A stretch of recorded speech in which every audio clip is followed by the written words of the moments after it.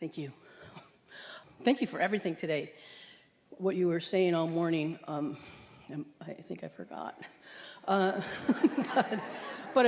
I've been getting ready to get ready for a really long time and following you with that. And like lots of almost everything is coming together at once, a lot of this path. Let's tie that phrase in, getting ready to be ready to be ready. So if you're just looking for a satisfying feeling now, then you're ready for the next and the next and the next and the next.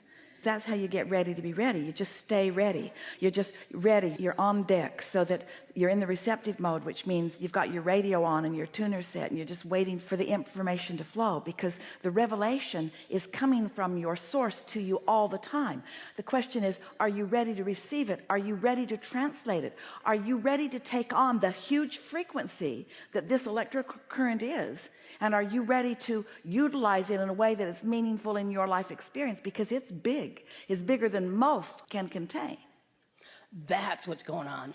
And that's what I'm feeling. And so thank you for that, because when I do feel that in moment to moment and be in this present now, yes, it's like this is happening. It's huge. Well, usually the reason, if it feels big like that, usually this is what's happening. You're believing that you're under the influence of source.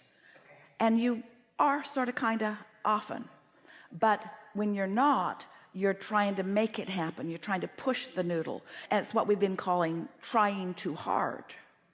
So it's trying to sort of think it into place or will it into place. It's what goal setters do, and fake it till you make iters do, and trying to make it so because I say it's so. That's a world I've lived in for a long time, and I guess it's hard to break away from that. So it's not hard to break away when you just ask yourself the simple statement, is this a satisfying thought or a satisfying impulse? Because it never is when you're trying to force something. It always feels tense. Yeah, exactly right. So in the changes of everything, then some chaos will show up. And then the chaos, then I'm under the influence of something else. Well, what's the chaos? Now think about what the chaos is. The chaos that shows up is just a representation, a thoughts turning to things, perfect manifestation of the maybe subtle vibrational dysfunction that you had going on that you didn't recognize. If you've got a vibration of desire and a vibration of doubt going on, and you keep playing with both of them, so that the momentum of both of them keeps being a factor, then when these thoughts turn to things, they are chaotic in nature. You see what we're so all it means is you didn't flick the spark off soon enough. That's all it means. So there's clutter with that. Because when you're not doing the unsatisfying part of this equation, so you're only really encouraging the satisfying parts, now you're practicing the vibration of alignment, and as that momentum becomes bigger and bigger, things just keep working out and you get in a feeling of flow. And we're not ever trying to guide you away from chaos or from negative emotion or away from contrast, because all of those things are necessary for the expansion and the motion forward. We just think that you have practiced enduring far more than you ever needed to. You're having a rougher ride in life than you need to have. And the thing that we most want to emphasize, so much so that you really maybe get it, it's all self-inflicted. It's all self-induced. Even though it feels like somebody else did it to you, they never did. You know how maybe you're debating with someone and you have two opposing positions on something, and you're sure you're right and the other one's sure that they're right, and you're talking to each other, and each is hopeful that they will convince the other. Have you ever done that? A friend of mine has, yeah. Right. Exactly. The more you try to convince them, the more they dig in to their existing position, and the more you try to convince them, they dig in. The more you try to convince them, the more you dig in. So you just get more dug in and more dug in and more dug in. Well, what we would like to help you to see is that it's just you and you all the time doing that. It's like your desires sometimes contradict your beliefs, and your beliefs sometimes contradict your desires. So you've got this little battle going on. Esther had an experience. We keep telling the story because it was so good. We'll give you an abbreviated version of it in case you've heard it. We've been telling it for a few weeks. She was in Del Mar. She has a house and a guest house there, And she'd been gone for a while. She sat at her desk and looked out to where the ocean should be and couldn't see it because the plants on the fence line had grown over and they were blocking her view. So our gardeners were there that day, and she asked them if they would just trim those trees and bushes back so she could see the ocean. They said they would do that. And then they said, but there's a tree down in the ravine that might be part of the problem. And Esther said, well, do whatever you need to do, but I only own half of the ravine, so just make sure it's on my property before you do anything to it. So then off she went to lunch with a friend. And when she came back, she was gone for several hours. And when she came back, she stood on her deck and looked, and she could see the ocean again. She was so happy. It's back. And then she looked out a little ways, and she saw something that was so upsetting to her. She saw two very large tree stumps up close to the neighbor's property. And she thought, how could they have misunderstood me? She could see the ocean, but she thought, I don't know how this happened. I'm going to jail. So she worried about it for a day or two and stewed about it, and then she tried to make herself feel better. That house is being renovated, and maybe it's new owners, and maybe they don't know those trees were there. And then a couple of days later, she saw a man standing out there in a suit looking at the stumps. And she thought, oh, I better go confess. He took his camera out. He was taking a picture of them. So she had never been to the house. It took her a while to find it. It's on a hill. She didn't know if it was a road down that went up or a road up that went down. So by the time she got over there, he was no longer there. And all the way she practiced her speech.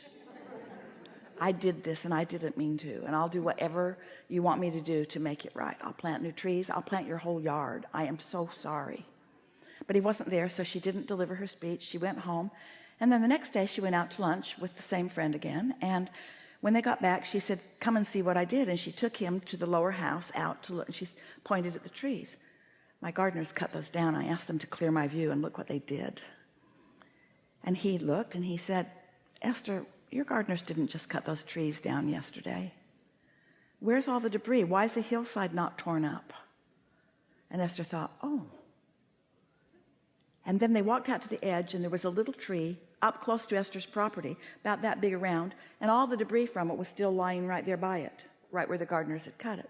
And all that had happened is that they had cut a little tree and opened a view so that Esther saw something she didn't usually see. It was circumstantial evidence. And it really shook Esther up because she had believed it. And it was a ridiculous thing to believe. It wasn't even rational to think that those men, two men, could have cut down those giant trees in an afternoon and hauled it all away. It didn't even make any sense, but the circumstantial evidence made her believe it, and she believed that she had been the cause of that.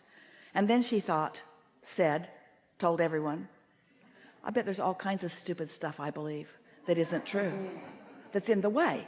Beliefs that you've picked up from somebody else or from some piece of something that you just keep bringing forward, and then it blocks your ability to know what's up right now.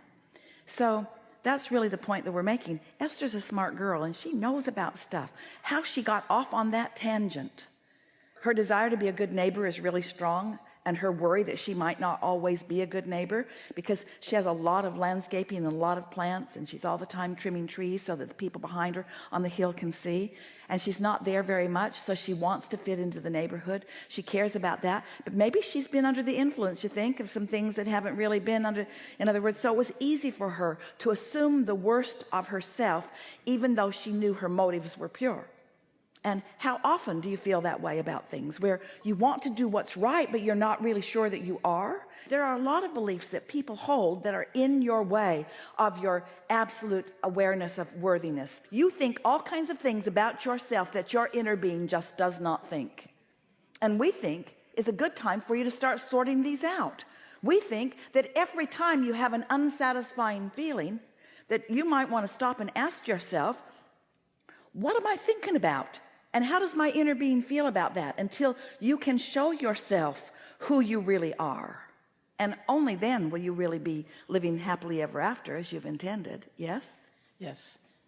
Yes, and the way you touched like that, interesting, a bunch of beliefs, and you just talked about relationship too, relationship with my body. Some of the stuff I'm called to is leadership, and I'm up on the stage, and then afterwards I'm like, what have I done? Have I put protection here? And then someone told me a belief that I'm an empath, so other people might project stuff, or I'll hold on to other people. Well, that's the kind of thing that we're talking about. Yeah. We've been talking about under the influence. You like the conversation? Am I under the influence of my inner being, or am I under the influence of something else?